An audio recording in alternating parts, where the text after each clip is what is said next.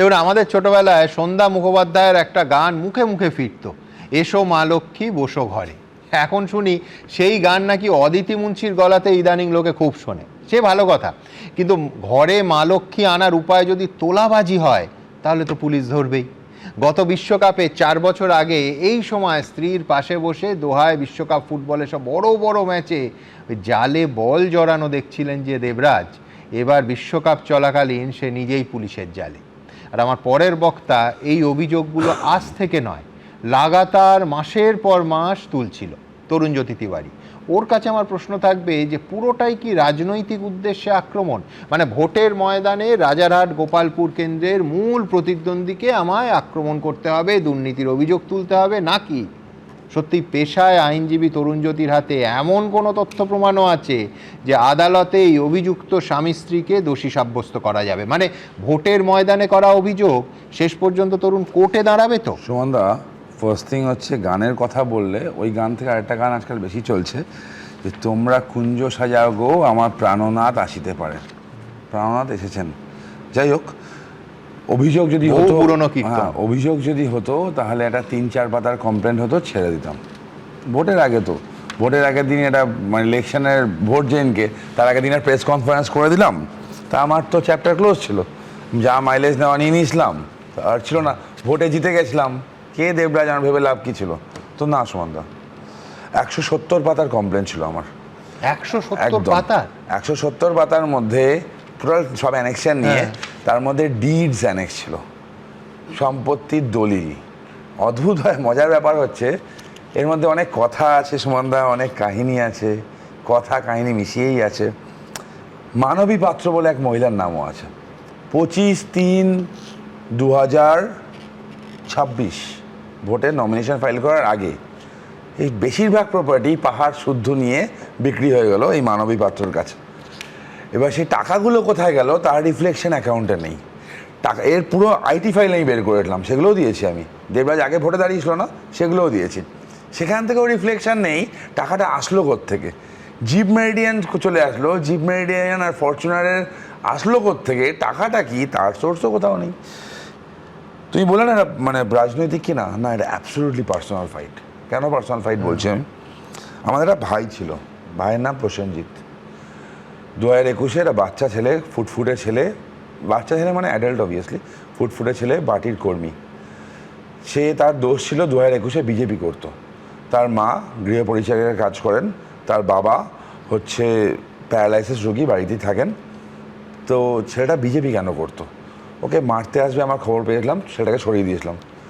দিয়ে বাড়িতে ঢোকে, তখন অবস্থা কী ছিল তোমরা জানো, 21-এ বাড়িতে ঢোকে মাকে পিটায়, মুখ ফুক ফাটিয়ে দেয়। বাবা প্যারালাইসিস, বাবাকেও ছাড়েনি, বাবাকেও পিটায়। বেরোনোর পর বলে যে তোদেরকে মেরে নিয়েছি, তোদের ছেলেকে আর কিছু করবো না, নিয়ে আয়। মা বলে রক্তাক্ত অবস্থা, ছেলেকে কিছু করবেন না তো? আমার এক ছেলে। বলেন না, দেবরাজের লোকজন।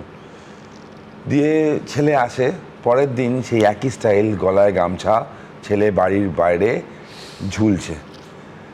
প্রচারে যখন আমি আই এম সেইং দিস, প্রচারে যখন আমি গেলাম, কাকিমার সাথে যখন দেখা করলাম, কাকিমার সেই মুখ দিয়ে আওয়াজ বেরোচ্ছে না। ওনার হাজব্যান্ডও মারা গেছিলো পুত্র শোকে, কোভিডের সময় মারা গেছিলো। কোভিডে যখন ভ্যাকসিন আনতে গেছিলো কাকিমা, তার আগে অভিযোগটা দেবরাজের নামে করেছিল। বলেছিল যে দেবরাজের নামে অভিযোগ করছিস, আবার ভ্যাকসিন দিয়েছি। ওখানে ওকে লাথি মারা হয় লোকের সামনে, কিছু বলেনি। বাবা মারা যায়, কাকিমা একটাই ফাইট ছিল, তার বিচার চাই। গেলাম যখন, কাকিমা জড়িয়ে ধরে যে কান্না, ওই কান্না আমি ভুলিনি। একটা প্রতিজ্ঞা ছিল, শেষ হবে, দেখতে হবে, আইনের লড়াইটা আইনিভাবেই চলবে। তারপরে একে আমার লিগেল টিম স্ট্রং, আমাদের বন্ধুবান্ধব, তার সাথে একসাথে হোস্টেলের রুমে দিনের পর দিন কাটিয়েছি। আমাকে ফুল লিগ্যাল ব্যাকআপ তারা দিয়েছে, কারণ ভোটের সময় প্রচারে ছিলাম। তাকে কাগজগুলো বের করতে বলি এবং কাগজগুলো বেরোয়। এক্সটর্শনাল স্টাইল কি শুনে সুমনদা? আরেকটা অভিযোগ হয়েছে, মৃত্যুঞ্জয় খাড়া বলে এক ভদ্রলোক ছিল, ভদ্রলোকের একটা জমি ছিল, সেই জমিটা দখল করতে হবে। দখল করার জন্য আশুতোষ নন্দী, এক কাউন্সিলর, তাপস চ্যাটার্জি, এই দেবরাজ প্রেশার ক্রিয়েট করা শুরু করে তার ওপর। যখন পাচ্ছিল না, 50 লক্ষ টাকা দিতে হবে, এগুলোর সাথে নেক্সাস লাগবে তো। তো এক ইঞ্জিনিয়ার বিএমসির, তাকে ব্যবহার করা হয়, সেই গিয়ে প্রেশার ক্রিয়েট করে, সব ভেঙে দেবো, সব কেড়ে নেবো। ভদ্রলোক ultimately he succumbed to death, মৃত্যুঞ্জয় খাড়া। মারা গেছেন লোকটা। আজকে আমি বলছি তরুণ, তুমি যে কটা অভিযোগ করলে প্রত্যেকটা অত্যন্ত গুরুতর, কিন্তু আমি বলছি কোর্টে প্রমাণ করতে পারবে তো? একদম পারবো, উইথ ডকুমেন্টস পারবো। আমি বলে দিচ্ছি, এই সম্রাট বড়ুয়া বা চিন্টু, তারা আরো ভালো জানবেন, চিন্টু একটা সিভিক পুলিশ ছিল। আজকে রাজারহাট গোপালপুরে অন্তত 10টা কনস্ট্রাকশন তার চলছে। কোত্থেকে আসে সুমনদা টাকাগুলো? বাগুই যারা আছে ওখানে, সরকার আছে, কেয়া দাস বলে একজন সাউথ দমদমের কাউন্সিলর আছে, বিনু মণ্ডল জল দিত, বাড়ি বাড়ি জল পৌঁছাতো, তার গাড়ি ছিল না। বিনু মণ্ডলের নামে আজকে 35টা প্রপার্টি আছে, তার প্রমাণ আমার কাছে আছে। তাপস চ্যাটার্জির খবর তো তোমরা জানোই, নতুন করে কিছু বলার নেই। আমি আবার বলছি, এগুলো না মানে ছোটোখাটো ব্যাপার না, এগুলো হিউজ ব্যাপার। দেবরাজ আমার তোমার স্টোরিটা একটু ভুল ছিল, I should rectify you. Debraj Chakraborty Purnendu বসুর পিএ ছিল, রাইট। পূর্ণেন্দু বসু 2014 নাগাদ বুঝতে পারে এ সেচ দপ্তরে চাকরি চুরির গোলমাল করছে। তখন পূর্ণেন্দু বসু অভিযোগ করে, পূর্ণেন্দু বসু তখন সেচ মন্ত্রী, এক্স্যাক্টলি, পূর্ণেন্দু বসু অভিযোগ করে, কিন্তু এই যে পুরোনো কথা তখন সাবসিকুয়েন্টলি অভিযোগ করে বেরিয়ে যায়। দেবরাজের ব্রাইট ছেলে ছিল, ওটা ইংরেজি ফিংরেজি লিখতে পারতো, পূর্ণেন্দু বসু তাকেই নিয়েছিল, দোলাদি রেকমেন্ডেশন ছিল। তখন অধীর চৌধুরী তাকে গ্র্যাব করে, কংগ্রেস তাকে টিকিট দেয়, সে ভোটে দাঁড়ায় এবং মঙ্গলগাথি বলে যে জায়গাটায়, ওখানে 7 নম্বর ওয়ার্ড, ওখান থেকে ও জেতার পর ওই এর পুরোনো কথা আছে না, রতনের রতন চেনে আর কিসে কি চেনে আর বললাম না। এবার তৃণমূল সেটা চিনে নিয়েছে, স্বগোত্রীয় তো, স্বজাতি ব্যাপারটা ভালো বোঝে ওরা, চিনে নিয়ে ওকে গ্র্যাব করে। বেল যেদিনকে মুভ হয় বিধাননগর কোর্টে, সেদিনকে ওখানকার পিপি কোনো অবজেকশন দেয়নি। পিপিকে কোশ্চেন করা হয়, তোমরাও কোশ্চেন করেছিলে যে আপনারা অবজেকশন করলেন না কেন? বলে জনপ্রতিনিধি তো, তাই তো করলাম না। জনপ্রতিনিধি বেরিয়ে তার এই প্রতিপত্তি। খালি এখানেই শেষ নয়, সৌমেন নন্দীর মামলা, আমি অবাক হয়েছিলাম, আমার দুঃখ লেগেছিলো, আমার খারাপ লেগেছিলো। বিকাশ রঞ্জন ভট্টাচার্যের সাথে আমার পলিটিক্যাল ডিফারেন্স আছে।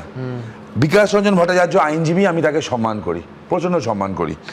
সৌমেন নন্দীর মামলায় ফিরদৌসদাও আছেন, one of the leading council ছিল বিকাশ রঞ্জন ভট্টাচার্য। তিনি জানতেন তো প্রাইমারি দুর্নীতিতে সিবিআই যখন রিপোর্ট দিয়েছে, দেবরাজের নাম জল করছিল। দেবরাজ প্রাইমারি দুর্নীতিতে আছে, Abhishek Bandyopadhyay right hand, not 24 পরগনাতেও কন্ট্রোল করতো।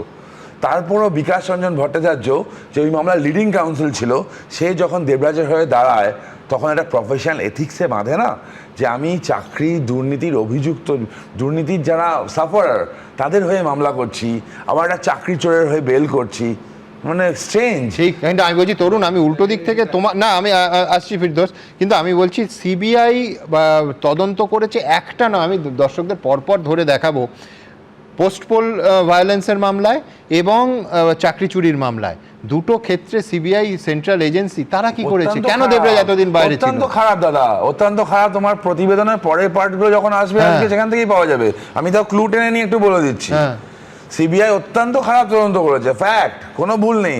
সিবিআই কে ডিফেন্ড করার দায়িত্ব আমার নেই না, কিন্তু তার মানে দেবরাজ কি এত প্রভাবশালী যে সিবিআই কে ম্যানেজ করেছে? আসছি, অভয়ার কেসে তো সিবিআই তদন্ত করতে চেয়েছিল, পারেনি তো। ফরেনসিক নিয়ে যে অভিযোগের চিঠি আজকে কাকিমার কাছে গেছে, দেখেছি তো আমরা। জিনিস তো হয়েছে, পুলিশ তো সেম ভাবে ম্যানুপুলেট করেছে, প্রত্যেকটা জায়গায় ম্যানুপুলেশন হয়েছে। সরকার যখন পশ্চিমবঙ্গে ছিল, পুলিশ প্রশাসন যখন ছিল, কি হয়েছে আমরা জানি। বাকিবুড়ের কেস আমাদের মনে নেই? কিছু বলছিলেন। দেখুন, আমি প্রথমেই বলে, সৌমেন নন্দীর মামলায় বহুজন অভিযুক্ত এবং এখনো পর্যন্ত 4th সাপ্লিমেন্টারি চার্জশিট পড়েছে এবং বহুজনের অভিযুক্ত। এখনো অনেকের ভয়েস স্যাম্পলিং টেস্ট আসতে এখনো সময় লাগবে, কিন্তু সময় লাগলেও আলটিমেট যদি সঠিকভাবে তদন্ত হয়, আমি মনে করি বহুজন জেলে যাবেন। হ্যাঁ, কিন্তু এই বিকাশবাবু যে মামলায়, যেহেতু এই মামলায় আমিও ছিলাম, কারণ ওই মামলাটি মূলত আমারই মামলা, ফলে সেই মামলার সঙ্গে সম্ভবত এই যে মামলায় বিকাশবাবু অ্যাপিয়ার করেছে, এই মামলার কোনো প্রকার সম্পর্ক নেই আমার যতটুকু জানা। যাই হোক, আছে চাকরি চুরির খবর। যাই হোক, আমি যেটা আমি শুনেছি, কারণ আমি ওই মামলায়, দেবরাজের মামলায় যেহেতু আমি অ্যাপিয়ার করিনি বা মামলার বিষয়বস্তু জানি না,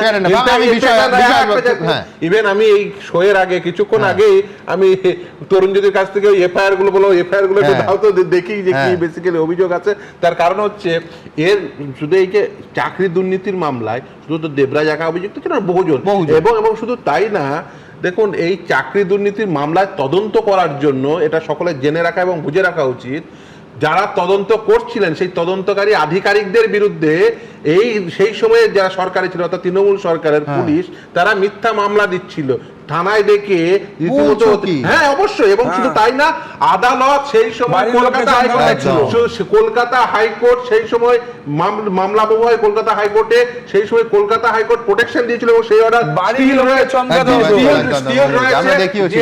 ওদেরকে এই তদন্ত চলাকালীন কোন আধিকারিককে বিরক্ত করা যাবে না, কোর্টের নির্দেশ ছাড়া কাউকে ডাকা যাবে না এবং গ্রেফতার করা যাবে না। ফলে ভাবতে পারছেন মানে এতটা প্রভাবশালী দেবরাজ, যে দেবরাজ এবং দেবরাজদের বাঁচাতে যে এজেন্সির তদন্তকারী অফিসাররা তদন্ত করছে তাদের তৎকালীন রাজ্য সরকারের রোষানলে পড়তে হয়েছে, তাদের বিরুদ্ধে মামলা হচ্ছে এবং কলকাতা হাইকোর্টকে তাদের প্রোটেক্ট করতে হচ্ছে, তাদের রক্ষা কবচ দিতে হচ্ছে। ভাবতে পারেন কোথায় পৌঁছেছিল।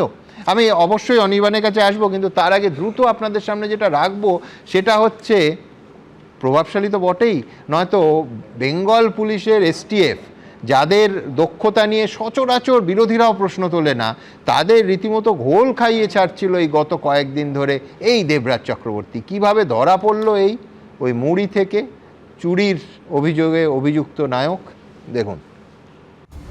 একটা পুরসভার প্রাক্তন কাউন্সিলর, অভিযোগ তার সম্পত্তি হাজার হাজার কোটি টাকার। অভিষেক বন্দ্যোপাধ্যায়ের ঘনিষ্ঠ বিধাননগরের প্রাক্তন তৃণমূল কাউন্সিলর দেবরাজ চক্রবর্তীর বিরুদ্ধে অভিযোগ বাগুইয়াটি এলাকায় কার্যত তোলাবাজির রাজত্ব কায়েম করেছিলেন তিনি।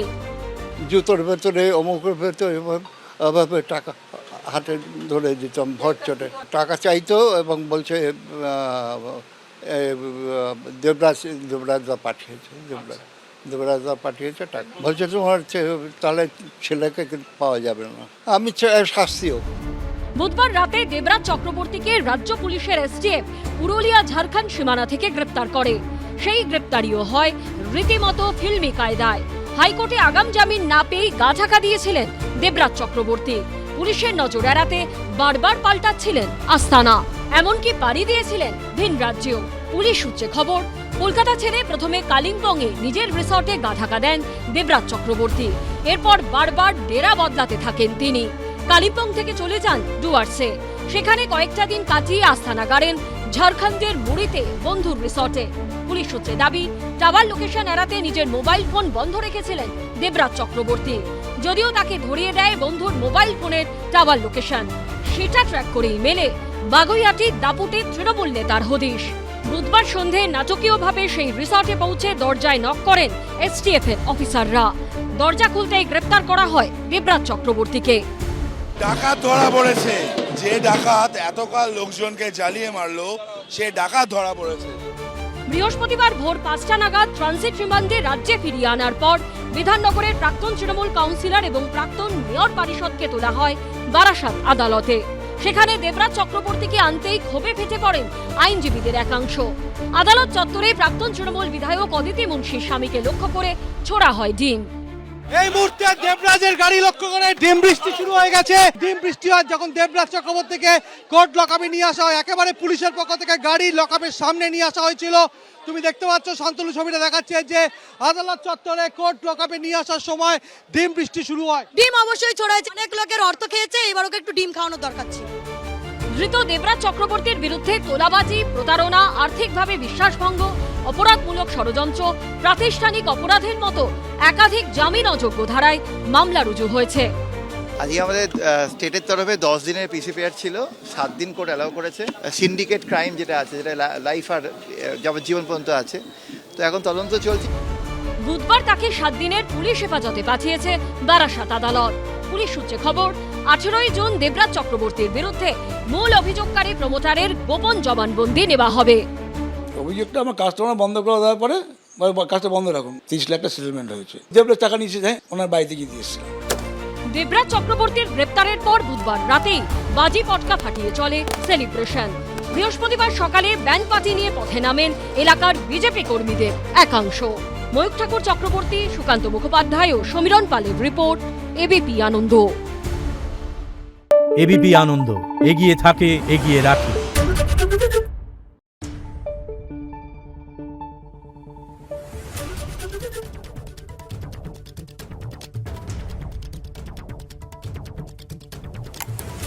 রিপোর্ট।